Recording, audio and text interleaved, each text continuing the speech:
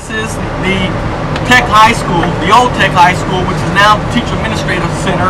It started off as Commerce High School, and then it was changed to a Technical High School.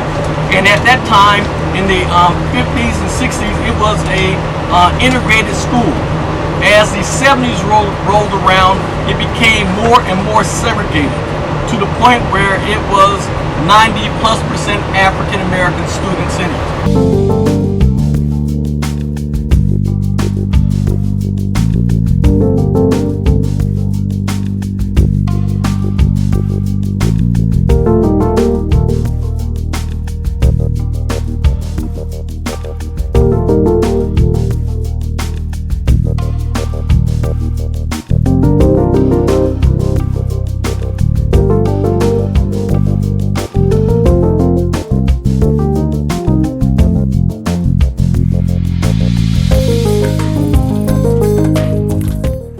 For our organization, we've done things within some schools, but people are afraid of Malcolm. They're not sure which one we're going to bring. And so when we come to say we're going to present on Malcolm, we have a lot of people like, I don't know. Like, you mean the guy who hates white people? So if they don't understand his whole life, and then there's others who say, well, I understand Malcolm, but I'm not sure, you know, if we have someone come in, are they going to present the Malcolm that I know, which is the entire story, which is all the stages of his life and all the ugly and cute that goes along with that. And so we don't get yet as much buy-in from the school district in supporting what we're doing with the foundation as far as the youth are concerned. There's a big event that we have each year, and we had groups come out here, and there were some young people that are involved in different walks of life, and some gang members were here, but they were saying, you know what, this is Malcolm X's birth site. So if we're at other places, I'd have problems with you that we'd have to rectify right here. But because Malcolm was born here, we can't disrespect him like that. And so they had a reverence for Malcolm that they didn't have for any other place, obviously, in the city. And so we have a way of being able to pull people in. Everything starts with culture. And the reason why we go to different schools and work with kids is to let kids know that Africa is not just about animals, jungle, savages, and all that. The first and only dance we'll do today is called Sofa. Say Sofa. Sofa. Sofa is a wonderful dance. It is a hunting dance. So we celebrate, and so Sofa is a dance that would be done once you go back to the village, and we all celebrate our wonderful bounty of food. Please enjoy Sofa.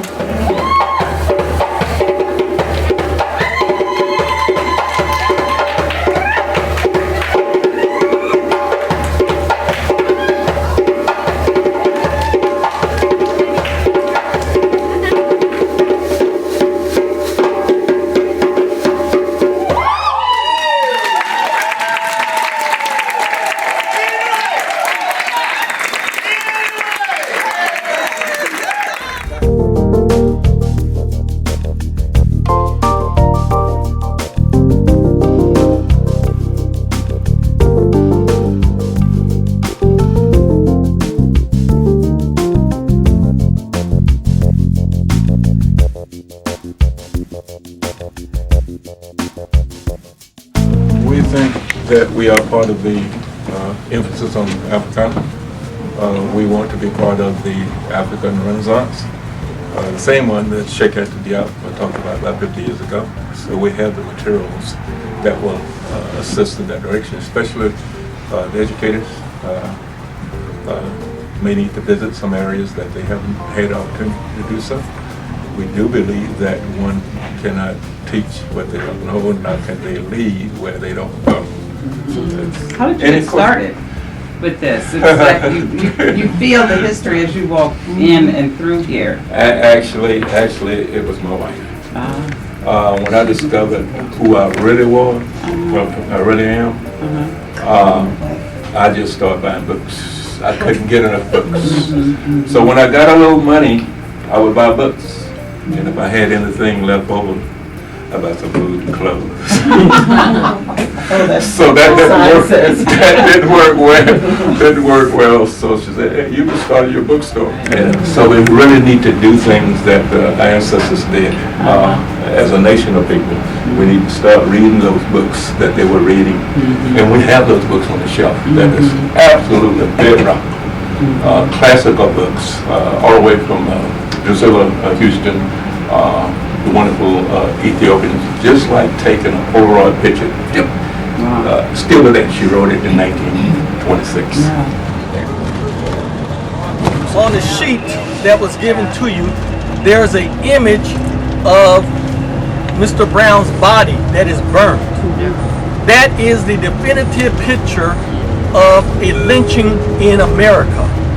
And it happened right here in Omaha, Nebraska. It was in, excuse me, in 1919.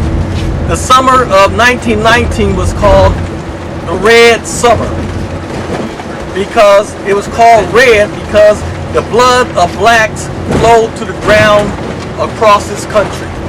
On September 25th, a 19-year-old Caucasian lady by the name of Agnes Lobeck alleged that she was sexually assaulted by Mr. Will Brown. Mr. Brown, who was identified by them as a person who did the act, was a 41-year-old packing house worker that had rheumatoid arthritis. Will Brown was then put a noose put around his neck. He was hung.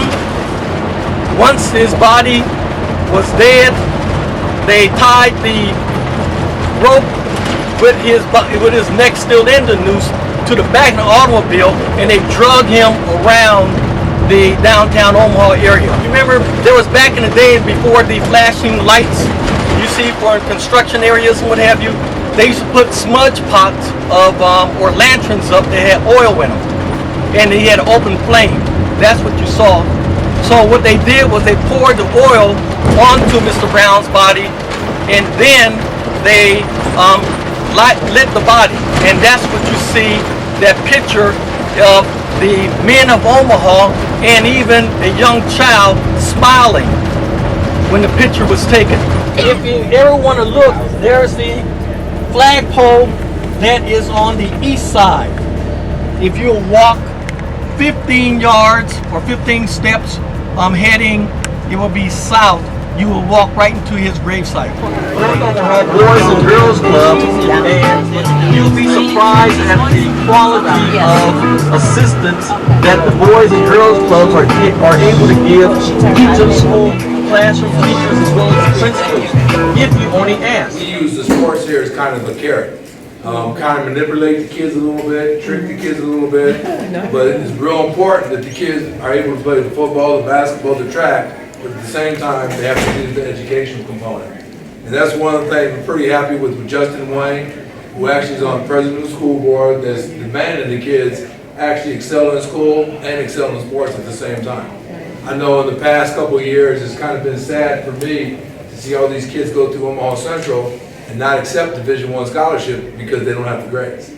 You know, so I think we're on the right track, and I think Girls Incorporated, Solomon Girls, all my kids, and Boys and Girls Club, we kind of fill in the gaps that need to be filled in. We have I have 13 staff. I have a couple OPS teachers, and we come through, like I said, like Mr. Felici said, when the kids come here, the first thing they do is they practice on to get their homework done. So the OPS teachers help the kids with their homework. We go on field trips. We went down to watch North High. I'm a big North High fan. We have 16 kids from our program, the Boys and Girls of our football program that play for North High. So they've been the two-time state champs. The reason why we started Readers to Leaders is I used to run a book club called the Boys to Men Book Club, and we had a lot of young men in there, most of color, who were middle school, high school, couldn't read. And, you know, it's not too late then, but you really need to catch them earlier, as you educators know. So we focus on 7- and 8-year-olds. We don't want to be a school.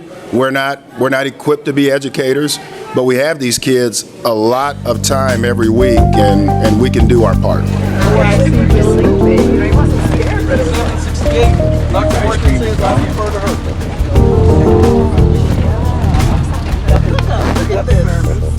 at you.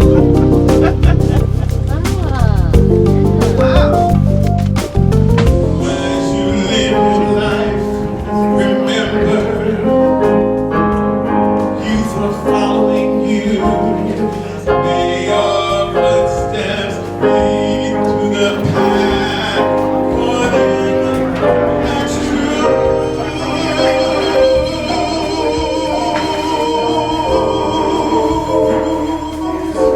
We're absolutely jazzed.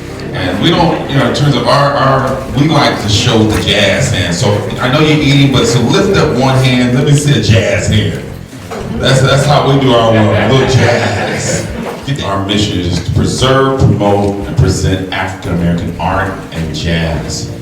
I don't know, just by show of hand, how many, you know, back in the day they used to call 24th and Lake Street what? The Deuce. The Deuce, okay.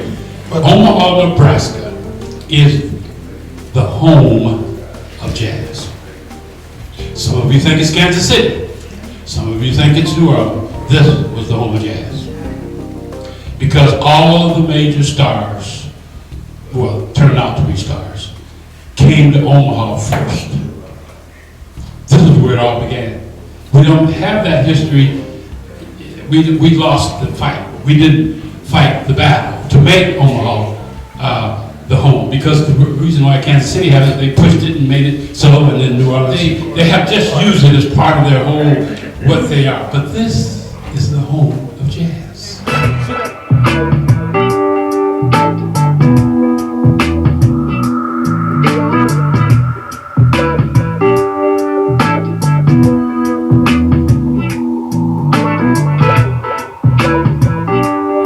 I'm a native Omaha. I'm a native Omaha. And I have a very, very emotional tie to North Omaha. What this monument commemorates is the life of Dr. Martin Luther King. It's a triangular monument. The first two sides, it's a reference to Martin Luther King. You'll see the benches.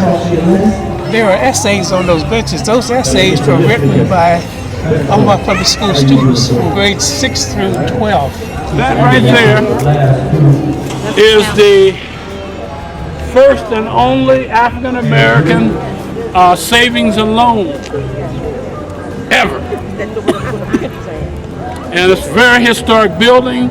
This is Big Man Ballroom. This is the building. This is the here is where Louis Armstrong, Count Basie, Donald Washington, Nat King Cole, all of the famous jazz musicians. Omaha really was the hub back in the 20s. Oh, you do, now tell the truth. Most of you are gonna, if I wouldn't have set you up, you'd have said Kansas City or New Orleans. Omaha is the home of jazz. But we never did any of the right things to promote it that way and project ourselves that way. This particular building, I was telling the current owner, Marguerite Washington, it was initially a funeral home. And they had, you can see down in the bottom there's the name of the owner of the funeral home. There's a name down there. And when they moved in, they didn't know who that was. I told them. Okay, what we're doing, ladies and gentlemen, we're just scratching the surface. But we want to give you a feel for, oh, there's a rich history and a rich present culture. And it's kind of a renaissance. This whole idea of a Christmas in the this invigorated the community. And so as teachers, you have a way, in your own way, to tap into this any way that you want. See that building there on the right? You see the greenhouse, but that next corner, that's a very, very significant building. But what that used to be is the Carnation Ballroom. And the Carnation Ballroom was part of the history that I mentioned of jazz. That's where, along with the other side of this, I'll show you, is where all the biggies, Duke Ellington, Count Basie, all the stars of the time, either played here once and played there twice, you know, all that. You know another thing about the building you just, this part, this the stairway there is cutting upstairs. Upstairs here, do you ever hear Miss Pinkston? There's a lady named Flora Pinkston. She's a music teacher. She had a music studio up here back in the day. A lot of kids in the neighborhood about how to play the piano. Right. And if they don't know, these people don't know that the music has been a part of the history of this building since before they got here. Has anybody seen the video about 24th Street? There's a video. No, but and we it's need to actually know. playing while people were eating, and then they, We need to know about that so Yeah, that can be added into our resource collection. Yeah. Where do you get it? Is that the Street of Dreams video? Yeah, Street of Dreams. I tried to Google that and it wouldn't come up for me. I got it.